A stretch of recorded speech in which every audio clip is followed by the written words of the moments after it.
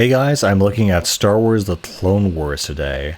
Not every Star Wars game is a gem. There are definitely some stinkers out there and some questionable games.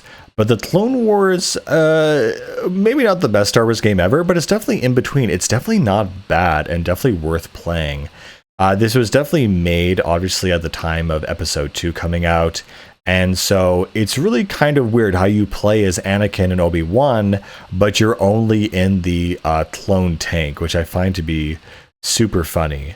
So you never actually see them on the ground with their lightsabers out. And so this is very much a vehicle-based combat game. But like I said, that being said, it's actually quite a lot of fun. Honestly, the favorite thing about this game is the missiles and rockets. They actually feel really good to launch. And besides the normal blaster, which will do a bunch of shield damage, you can just, shoot out missiles at an insane rate that feels really, really fun and really good. I'm also remembered in the multiplayer mode. This is one of the first instances I had ever seen an example of horde mode, essentially where you were placed up against like 50 waves of differing enemies with almost no chance of making through. And what's really funny was multiplayer. So like me and my brothers, we would hide out in kind of the cave in this one level in the center of the level, and all the guys would just pour in through this one spot. And so it was kind of like the 300 Spartans, where basically you were able to funnel your enemy to one area, and it was just ridiculously fun for such a stupid and simple game. Again, the controls are very simple. You hold down A to use your blaster, which does minimal damage. You press B to launch your lock-on missiles. You press, I think, Y or X to boost your tank. L and R will strafe you. Again, this is a very simple game, kind of in the vein of, I think, like Bounty Hunter, where, even though it's very simple, it just kind of works. It's just a lot of fun to play. And it doesn't have anything super challenging, but is overall like a solid game overall.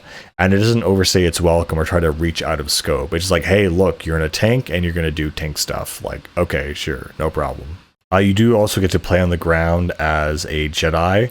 It's pretty limited, though, and not really great. And honestly, I don't remember much about it.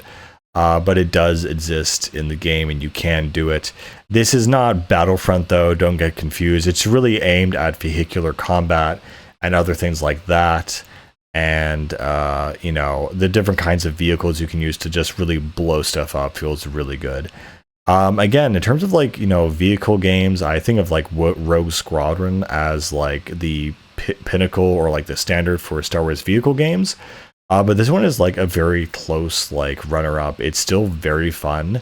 It feels very good to go around and do things. And again, the take combat really for me is the best part of this game. It does have a pseudo battlefield mode. I can't remember which one came out first, but you do have this mode where as tanks or whatever, you basically have to go to these spots on the map and basically conquer them and take them out. And, they act as command points, basically. So I thought that was very funny that concept was there. Again, the gameplay is super simple. You just blow stuff up until you win the game, similar to Bounty Hunter.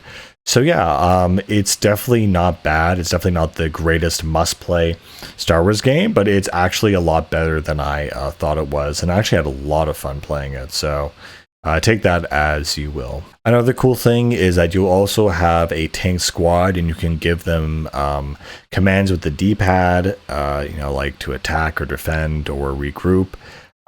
They really don't do anything, honestly. It's just there for a cool thing. Yeah. Overall, you're going to be doing a lot of the same, but again, the gameplay is just really solid, honestly. But throughout the campaign, you'll use different vehicles like walkers, speeders, the aerial sort of, transport ships that are very iconic to the Clone Wars. This game has a lot of really cool stuff, and it kind of ends with the final assault on Thule, one of these moon kind of planets, and you basically have to go into this all-out kind of Sith vehicle battle. So basically, this is like Star Wars, but just directed by Michael Bay. So if that sounds like good to you, you're gonna have a good time. And yeah, the final boss is literally just this giant Sith UFO, which is just ridiculous. Anyway, I don't really have much else to say about this game because like the story is pretty generic. I mean, you have the Star Wars OST, which is always great to have in these kinds of games. I really don't know what else to say about this game, except it's good. It's actually worth trying and playing. And yeah, please enjoy, guys. But I'll see you later. Bye.